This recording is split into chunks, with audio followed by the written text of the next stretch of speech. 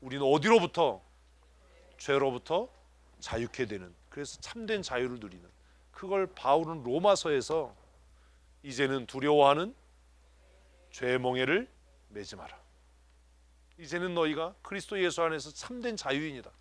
그래서 우리가 영으로 하나님을 향해 아빠 아버지라 부르짖는다. 할렐루야. 얼마나 놀라워요. 성경이 이렇게 재밌어요. 성경이 얼마나 재밌는지 몰라요. 읽을수록 새로워요. 새록새록. 성경처럼 이렇게 그냥 읽어도 바나나 같은 책이 어디 있어요. 한 두 번 읽으면 지겨운데. 하지마 오늘 할 거 많아. 오늘은 질문하면 안 돼. 오늘은 질문하면 이 크로노스가 깨져. 우리 크로노스를 해야 되기 때문에 질문하면 안 돼. 그러니까 처음부터 안식은 크로노스의 개념이 아니었던 거예요. 무슨 말인지 아시겠어요? 하나님이 정한 때, 하나님을 만날 기회. 그래서 성경 계속 그 기회를 놓치지 마라. 그때를 놓치지 마라. 그래서 아까 얘기한 보라 지금은 은혜 받을 날이고 보라 지금은 구원의 날이다라고 이야기하는 거. 그래서 출애굽기에서의 안식은 노동을 멈춰서 우리가 죄로부터 자유케 된 그 그림이 뭐냐면 애굽의 종되었던 곳에서 해방된, 그것이 신명기예요. 그래서 출애굽기에서는 모든 노동을 멈춰라. 모든 남종이나 여종이나 문안에 다 멈춰라. 노동을 멈춰라. 그리고 그날 노동하면 죽는다. 근데 이렇게 얘기했던 것은 이해하는 정도가 둔하니까 노동하는 걸 멈추라라고 얘기한. 그러니까 이제 거기에다가 유대인들은 불 피면 안 되고 1.5km 이상 걸으면 안 되고 막 만들어 놓은 거예요. 그래가지고 안식일에 여행하려면 그 앞까지 딱 갔다가 안식 안 범했다고 그러려고 한 거예요. 근데 하나님이 원하신 건 그게 아니에요. 무엇으로부터 자유케 되는? 모든 억압으로부터. 이렇게 되면 이제 이해가 돼. 예수님께서 안식일에 병자를 고칩니다. 일부러. 그랬더니 바리새인들이 시비 겁니다.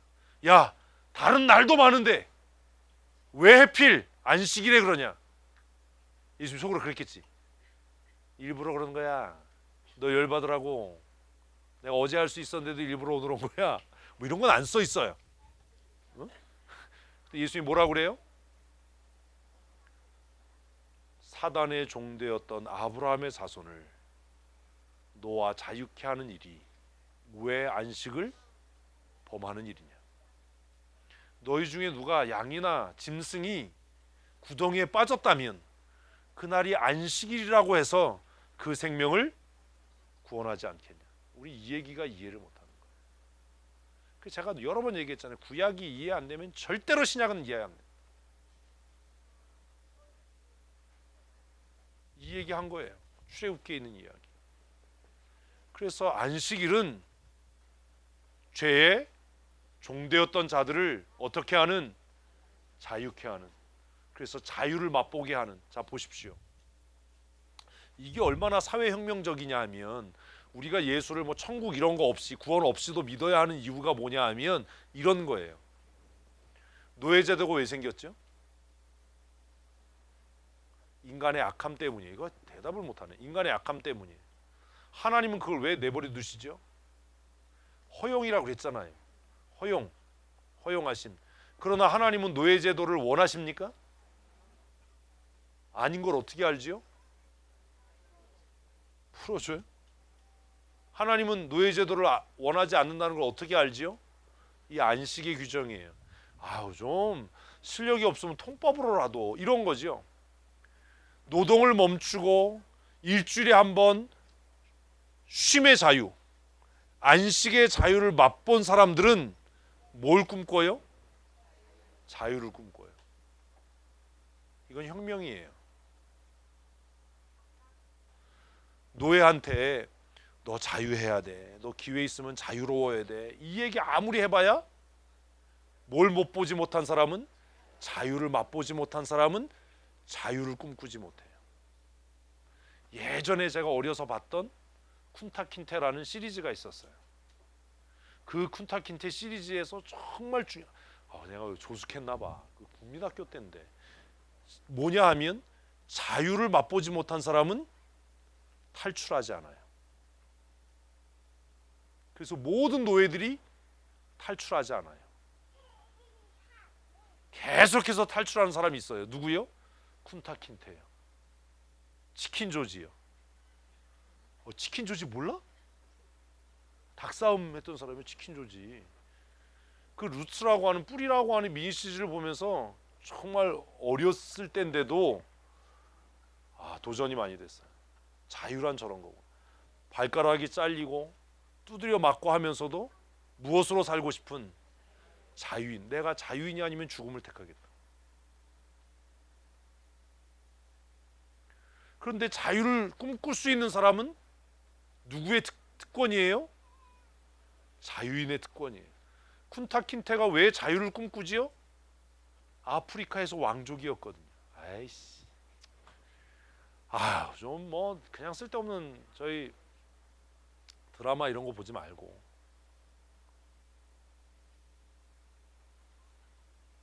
자유를 맛보지 않은 사람은 자유를 꿈꾸지 않아요. 자, 안식일의 규정이 세워졌어요. 이스라엘의 종된 사람들이 첫 번째 안식일을 맞이했어요. 어때요? 너무 좋아, 너무 좋아, 너무 좋아. 물도라고 안 해. 그늘 밑에서 노래 부르면서 쉴 수 있어. 응? 월요일 됐어요. 월요일이라고 그러면 안 되지. 안식일 다음 날이 됐어요. 어때야 돼요? 일해야 돼. 주인은 탱자탱자 놀아. 그럼 무슨 마음이 생기겠어요? 나도 자유인이 되고 싶다. 이건 사회혁명적인 거예요. 안식을 맛본 사람, 자유를 맛본 사람은 뭘 꿈꿔요? 자유를 꿈꿔요. 공부하는 즐거움을 안 사람은 공부를 해요. 여러분은 대학 가려고 공부했고 직장 얻으려고 공부했기 때문에 학문의 즐거움이 없는 거예요. 학문의 즐거움을 맛본 사람은 누가 시키지 않아도 공부를 해요. 그게 즐거우니까. 뭘 새로운 걸 해도 일단 뜯어봐야 돼. 그게 즐거우니까. 조심하세요. 제 옆에서 잠들면 제가 배를 가를 수 있어. 뜯어보고 싶은 거야. 이 안에 뭐가 들었나. 물론 깨기 전에 잘 꼬매 드릴 거예요. 웃자고 하는 소리인데 이렇게 싸하면 진짜로 정규현 수련회 가서 제 옆에 오지 마세요. 이해되셨어요? 그러니까 이 안식의 제도는 사실 무엇을 타파하는 거예요? 노예 제도를 파괴하는 제도예요. 그런데 사회 구조상 노예가 안 될 수는 없는 거예요. 기근이나 흉년이 들면 가난한 사람은 노예가 되지 않으면 죽어야 돼요. 그래서 노예 제도라고 하는 것을 허용을 하는 겁니다. 그래서 내가 농사를 짓다가 돈이 없으면 노예가 되는 거죠. 그죠? 그래서 안식년이 되면 풀려나는 겁니다. 그런데 노예로 살면서도 일주일에 한 번 그 안식의 즐거움에 참여한 사람은 노예입니까? 자유인입니까? 자유인이. 진짜 노예는 뼛속까지 노예가 노예예요. 이렇게 얘기하면 기분 나쁘지만 여러분들이 노예 근성이 있는 거잖아요. 생각 안 하고 정답을 가르쳐줘. 정말 뼛속까지 노예 근성이 있는 거예요. 제 평생 소원은 자유인으로 사는 거예요. 자유인으로 산다는 건 남의 손을 빌리지 않는 거예요. 저는 누구한테 뭐 부탁하는 걸 굉장히 수치스럽게 생각해요. 밤을 새서라도 문제를 해결하려고 그래요. 돈으로 해결할 수 있어요. 저 그만큼 돈 있어요. 그래도 그걸 고민하고 내 스스로 해결하려고 하는 것은 누군가에게 종속되고 싶지 않기 때문이에요. 내가 자유인으로 하나님 앞에 부름받았으니까 나는 어떻게? 자유인으로 살고 싶다. 그래서 제 바이크 옷 등짝에 써 있어요.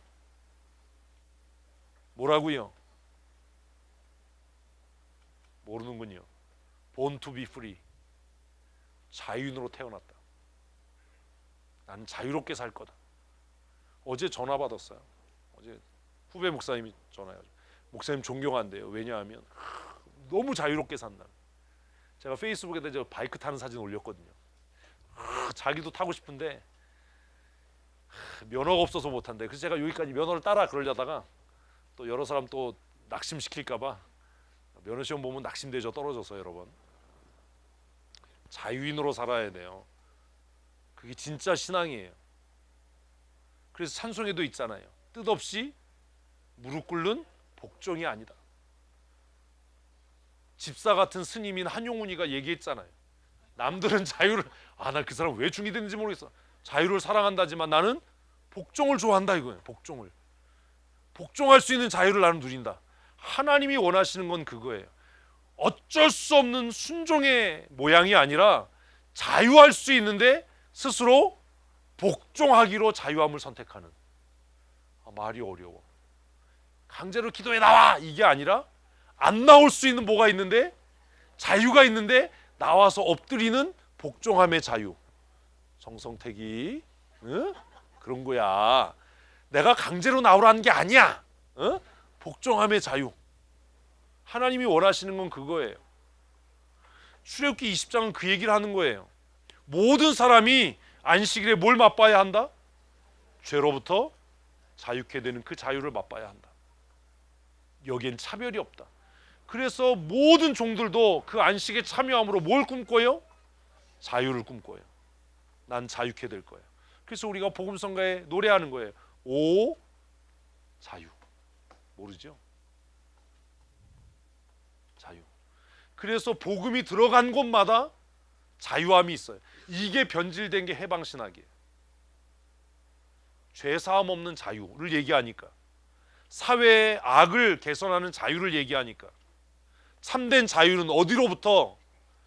죄로부터의 자유예요. 양심의 자유예요. 억압받지 않는 자유. 그래서 장로교 신조와 신학에 뭐가 있어요? 양심의 자유가 있어요. 누구도 신앙을 강요받지 않아야 돼요. 그 얘기는 내가 내 신앙에 대해서 책임져야 한다라는 얘기예요. 어려워요. 질문하지 말라니까. 뭐?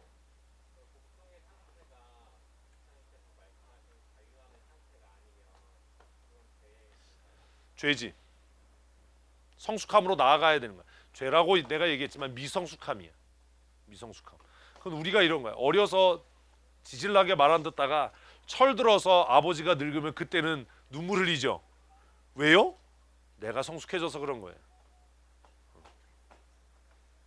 어려서는 잔소리로 들리는데 요즘에 그 광고 있더만. 어머니가 한 대 때렸는데 왜 울어요? 아프지 않아서 울어요.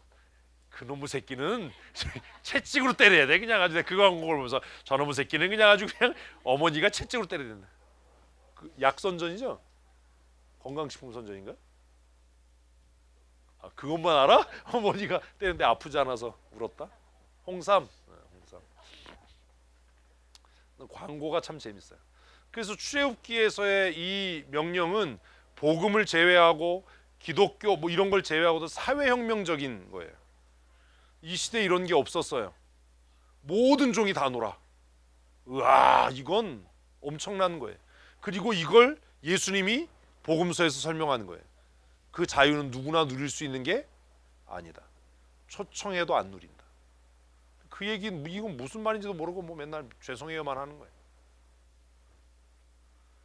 주인에게 죄송할 게 아니라 네 영혼에게 죄송해야 돼. 신명기로 가십시다. 7시 30분인데. 신명기 몇 장이요? 5장이요. 신명기 5장에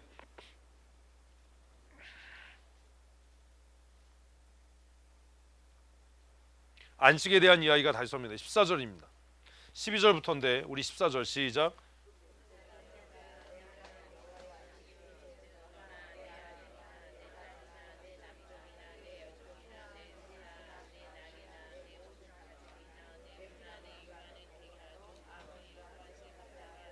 자 보세요. 이제 못하게 하고 강제로, 그리고 뭐요? 내 남종이나 여종에게나 너같이 안식하게 하라. 그래서 이제 안식으로의 초대를 하는 거예요. 너 안식하게 해야 돼. 왜요? 너는 기억하라. 내가 애굽 땅에서 종이 되었더니 내 하나님 여호와께서 강한 손과 편팔로 거기서 너를 인도하여 내었나니 그러므로 내 하나님 여호와가 내게 명령하여 안식일을 지키라 했나. 그래서 구원의 상징이다. 안식은. 그러니까 이건 날의 문제가 아니에요. 요일의 문제가 아니에요. 누가 안식해야 돼요? 구원받은 자요. 그 구원의 은혜를 아는 자요. 그 구원의 감격을 아는 자들이 신명기에 와서 이게 바뀌는 거예요. 신명기 몇 장이요? 5장에서요. 6일 동안은 열심히 일해야 한다. 그게 우리가 읽지 않았지만 그 앞에 12절이에요. 12, 13절에 보면 엿새 동안은 힘써 내 모든 일을 행해야 한다. 사회활동 열심히 해야 돼요. 돈 열심히 벌어야 돼요. 공부도 최선을 다해서 해야 돼요. 그러나 한날, 그날이 일요일이 됐든 토요일이 됐든 뭐 월요일이 됐든 관계없이 모두가 그렇게 하기로 정한 그날, 그날 뭐 해야 해요? 안식에 참여해야 돼요. 나만 참여할 것 같지는 아니라 강제적으로 참여하게 해야 돼요. 그러면 이제 출애굽기에서 신명기로 오면 집에서 뒤집어져서 안식을 뭐 혼자 한다, 이거는 안 되는 거죠. 강제적으로 해야 되는 거니까. 왜요? 내가 종에서부터 자유함을 입었기 때문에. 그래서 강제 규정이 되는 겁니다. 그래서 언제라고 하는 것이 바뀌어지는 거예요. 자, 언제라고 하는 것은 우리가 연대기적으로 살면 1시, 2시, 3시, 4시 이렇게 있는 것처럼 월, 화, 수, 목 이렇게 있지만 사실 하나님께서 우리에게 주신 기회라고 하는, 하나님의 때라고 하는 카이로스적인 개념으로 보면 이건 요일과 날짜의 문제가 아니에요. 무슨 말인지 아시겠어요? 그러면 왜 모든 날을 다 안식하게 하지 왜 하루만 안식하게 했냐? 왜 그랬을까? 이거 내가 화요일날 설명했는데 다른 거 하나 설명할게요. 예수님께서 2000년 전에 십자가에서 죽으셨어요. 그죠? 그게 나하고 무슨 관계가 있어요?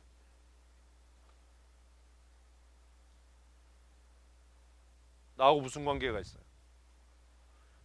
예수님이 2000년 전에 십자가에서 죽으셨는데 언제 예수 믿었어요? 몇 년에?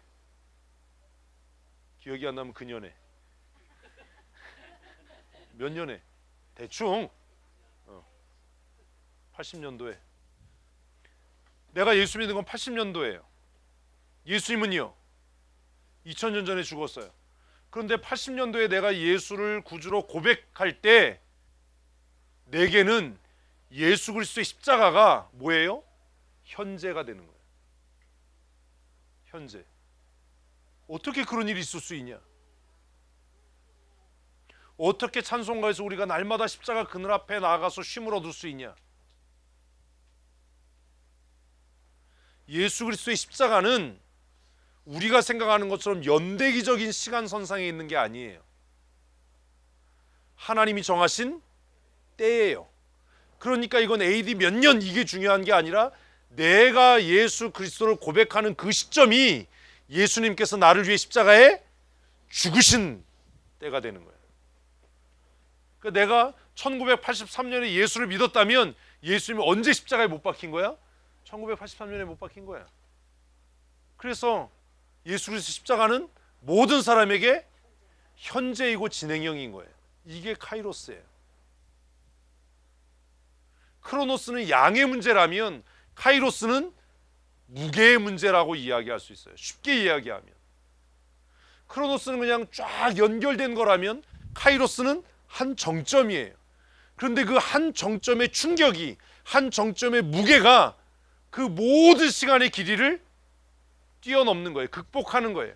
그래서 2000년 전에 예수 그리스도의 십자가의 그 한 정점의 사건, 그 6시간 동안의 예수님의 죽음의 사건이 예수 이후에 2000년의 시간을 정복해버리는 거예요. 2000년은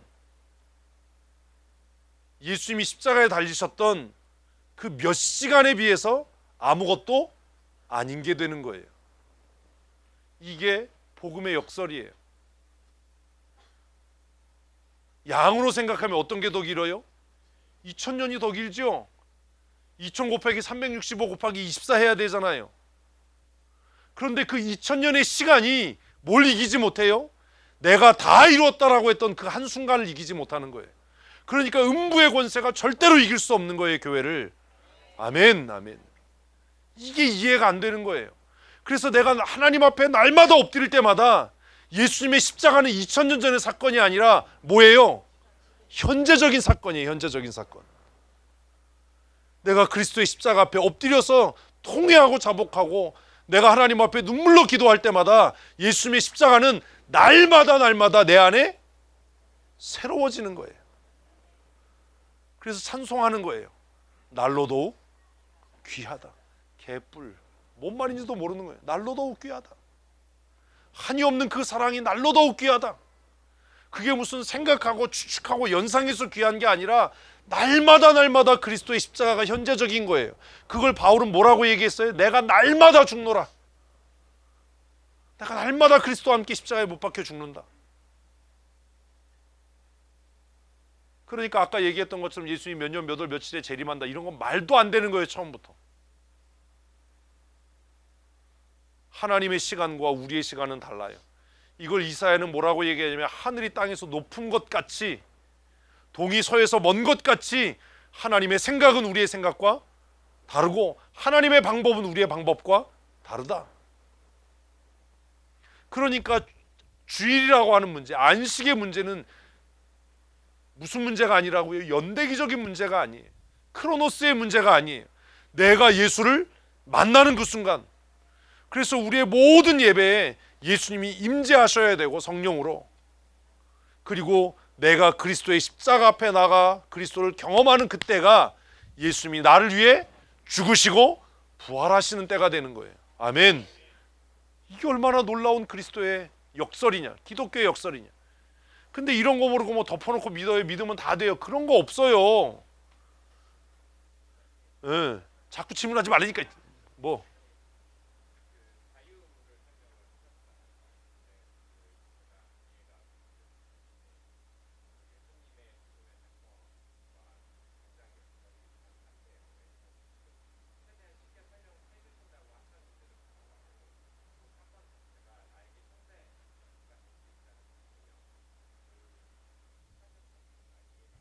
그 이해의 문제가 아니야 이건.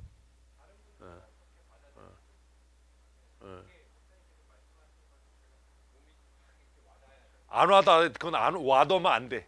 와닿으면 안 되네. 그거는 와닿으면 저기 기도원으로 가야 돼. 그건 와닿는 게 아니야. 그래서 성경 뭐라고 하면 이걸 믿음이라고 하는 거예요. 예수님이 나의 죄를 위해 죽으셨다. 언제요? 2000년 전에가 아니에요. 지금. 그래서 그 보혈의 피가 내 죄를 씻는 거예요. 우리가 회개할 때마다. 어떻게 2000년 전에 말라버린 그리스도의 보혈의 피에 내 몸을 담궈요? 우리 찬송하잖아요. 내가 그 피에. 어떻게 그럴 수 있냐고요. 그걸 우리는 뭐라고 이야기한다고요? 믿음. 그리스도께서 내 죄를 위해 2000년 전에 죽으셨다가 아니라 지금 죽으셨다. 그래서 나는 날마다 새로워진다 라고 하는 믿음. 그런데 이 믿음은 철저하게 어디에 근거한다고요? 하나님을 아는 지식. 지식이 없는 믿음은 우상숭배예요. 맹신이에요. 근데 지식이 없는 믿음이 우상숭배인 것처럼 믿음이 없는 지식은 궤변에 불과해요. 그래서 바울이 탁월한 거예요. 바울은 무엇과 무엇을, 지식과 믿음을 함께. 그래서 어떤 때는 믿음을 영역에서 이야기하니까 우리가 이랬다가 지식의 영역으로 얘기하면 이건 또 뭐야, 이 사람 왜 이래? 라고 하는데 그건 신앙의 양면이에요. 오늘 제가 말씀드리는 건 믿음의 영역입니까? 지식의 영역입니까? 지식의 영역인 거죠. 믿음이란 이런 거다. 신앙이란 이런 거다. 기독교 철학이란 이런 거다. 그러니 신뢰할 만하지 않냐? 라고 하는 것. 시간은 두 개로 흘러요. 우리의 삶에도 그래요. 우리는 올해가 57세, 내년에 58세, 59세 이렇게 갈 거예요. 그러나 하나님이 주시는 기회는 우리의 삶의 시간과 관계가 없어요. 내가 준비될 때예요. 우리 생각에는 내가 30대나 40대 때 하나님 앞에 쓰여지면 얼마나 유능하게 일하겠어요. 그건 뭐라고요? 연대기적인 계산이에요. 그런데 하나님은 왜 그때 우리에게 그렇게 일할 수 있는 기회, 카이로스를 안 주시죠? 내가 준비가 안 됐으니까요. 이해되세요? 죽을 때까지 준비 안 되면 죽을 때까지 못 쓰여질 거예요. 누가 도와줄 수 있는 게 아니에요. 하나님이 주신 기회를 잡으려면 내가 하나님의 손에 붙들려 쓰여질 수 있도록 뭐 해야 돼요? 준비해야 되는 거예요. 그래서 제가 늘 얘기하잖아요. 준비된 만큼 쓰여지는 거다. 준비되지 않으면 쓰고 싶어도 쓸 수가 없다. 그리고 하나님께서 우리를 쓰시고자 할 때는 강제적으로라도 우리를 준비시키신다. 무엇을 통해서? 연단을 통해서, 훈련을 통해서. 그래서 그 광야를 통과해야 되고 연단의 불가마를 통과하지 않으면 쓰여질 수 없다. 말은 쉽지요. 굉장히 어려운 일인 겁니다. 이러는 거잖아요. 제가 아무 노력도 안 하고 그냥 누워있고 텔레비전 보고 탱자탱자 놀았는데 어느 날 하나님이 제 머릿속에 이런 지식을 주셨겠어요?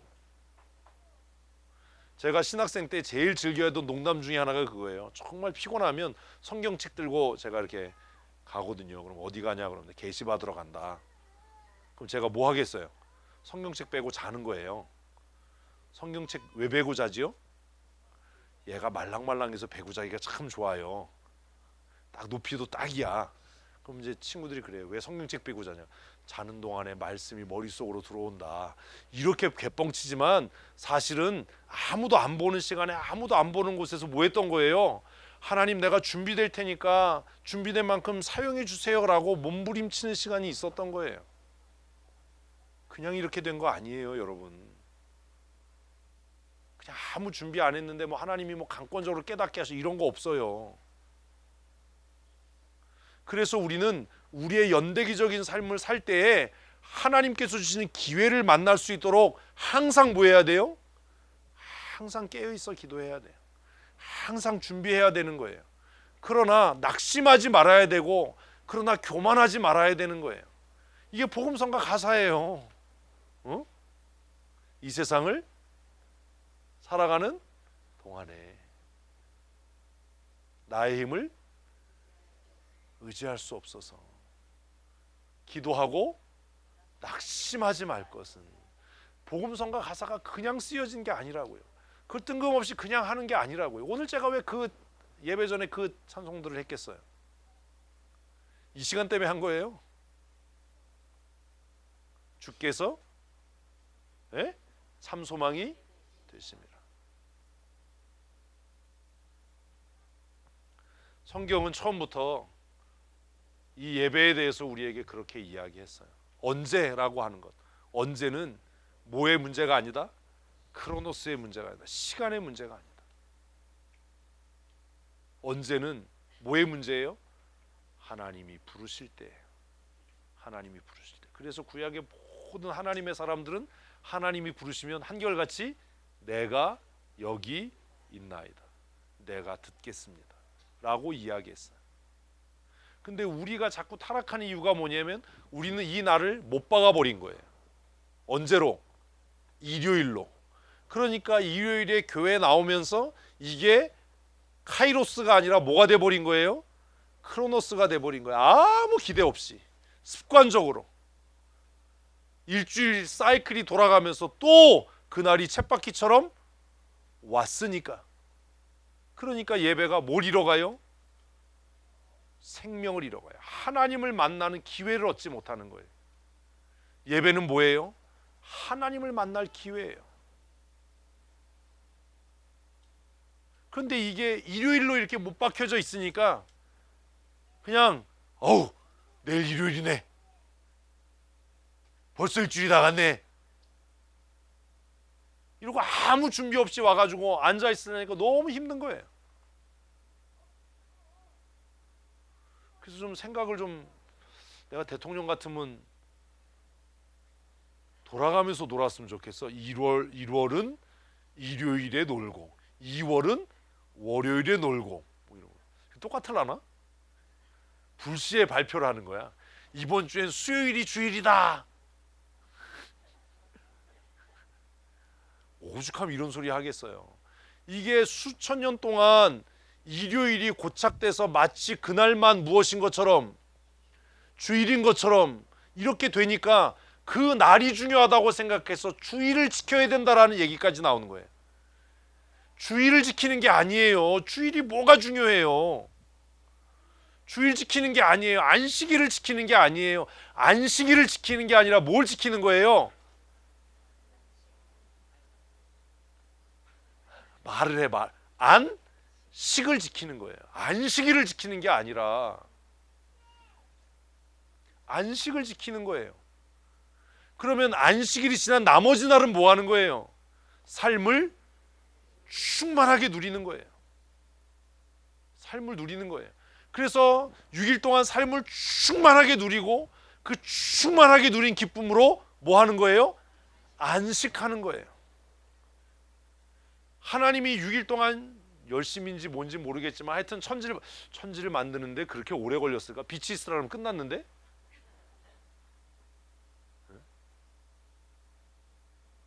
6일 동안은 하나님이 주신 내 일상의 삶의 은혜를 충분히 누리는 거예요. 밥하는 걸 누려야 돼요. 황산도 한번 넣어보고 염산도 한번 넣어보고 얼마나 넣어서 먹으면 저놈의 새끼가 죽나 뭐 이런 것도 한번 해보고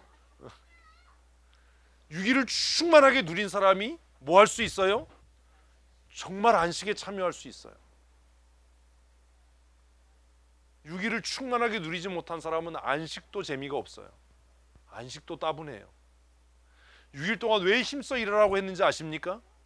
힘들게 일한 사람에게 있어서 쉼은 어때요? 달콤하고 같이 있죠. 맨날 노는 사람이 무슨 안식이 의미가 있어요? 맨날 노는데, 그러니까 그날도 졸리지. 맨날 노는데 오늘도 둥근 애가 떴네. 오늘도 어제하고 똑같은 날이네. 무슨 안식이 의미가 있냐? 근데 정말 막 입에서 단내가 나도록 자신에게 주어진 삶의 영역에서 최선을 다하는 사람은 뭐만 기다려요? 그 쉼의 날을 기다리는 거예요. 노예로 사는 사람은 뭘 기다려요? 안식년을 기다리는 거예요. 땅을 빼앗긴 사람은 뭘 기다려요? 희년을 기다리는 거예요. 죄의 짐이 무겁다라고 깨달은 사람은 뭘 기다려요? 하나님의 대속의 은혜를 기다려요. 근데 내가 훌륭하고 내가 잘난 사람은 하나님의 은혜가 필요 없어요.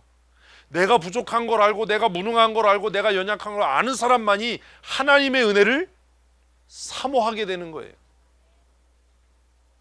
이게 역설이에요. 그래서 섣부르게 아무것도 모르는 사람은 교만하지만 정말 많이 깨달은 사람은 내가 아무것도 아니라는 걸 알아요. 나는 아무것도 아닙니다. 주님의 사랑이 없으면 그게 정말 아무것도 아닌 사람이 하는 찬양이 아니에요. 올라갈 수 있을 만큼 올라가 보고 할 수 있는 만큼의 모든 권세를 누려보고 모든 즐거움을 다 누려본 다윗이 하나님의 은혜가 아니면 나는 아무것도 아닙니다. 내가 왕이 돼서 왕궁에서 지금 장수들은 피비린내 나는 전쟁터에서 전쟁을 하는데 내가 왕궁에 살아보니까 낮잠 늘어지게 자고 일어나서 옥상에서 어슬렁어슬렁 걸리다가 옷 벗은 여자 보니까 내 욕망을 주체할 수 없는 나는 뭐예요? 아무것도 아닌 거예요.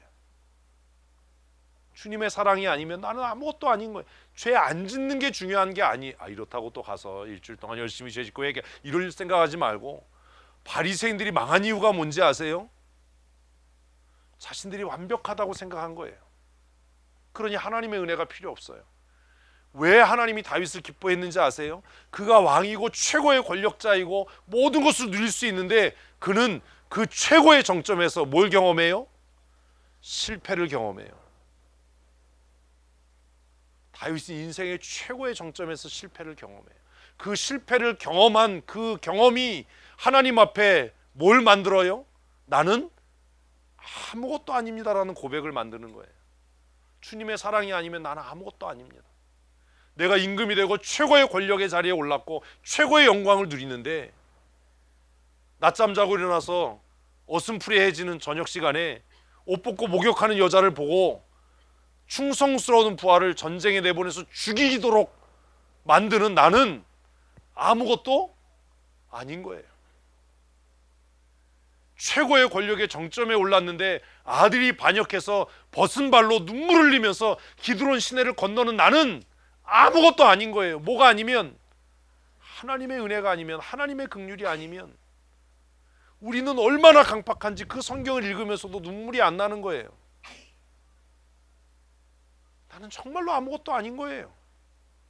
근데 보세요. 정말 밑바닥 생활하는 사람이 나는 아무것도 아닙니다. 그러면 뭐예요? 진짜 아무것도 아니야. 너 그냥 아무것도 아니야. 그렇잖아요. 무학이야. 학교 근처에도 못 가본 사람이 나는 무식해. 하나님이 지혜가 아니면 나는 아무것도. 맞아. 너 무식해. 근데 최고의 학부를 졸업한 박사님이 이 찬양을 하면서 하나님의 지혜가 아니면 나는 아무것도 아닙니다. 눈물을 뚝뚝뚝 흘려. 그러면 뭐예요? 은혜가 되지. 은혜가 되지. 그래서 출세도 하고 명예도 얻으셔야 되는 거예요. 근데 그때 교만해지지 말고 그때 뭐라고요? 주님의 사랑이 아니면, 주님의 은혜가 아니면, 주님의 지혜가 아니면 나는 아무것도 아니고 아무것도 못하고 아무것도 모릅니다라고 해야 비로소 아는 거예요. 다윗이 왜 위대한 임금인지 아세요? 인생의 최고의 정점에서 최고의 나락으로 떨어졌기 때문이에요. 떨어지면 아파요. 그 아플 때 변명하고 핑계하고 두려워하지 않고 눈물로 회개해서 훌륭한 거예요. 실패를 두려워하지 마십시오.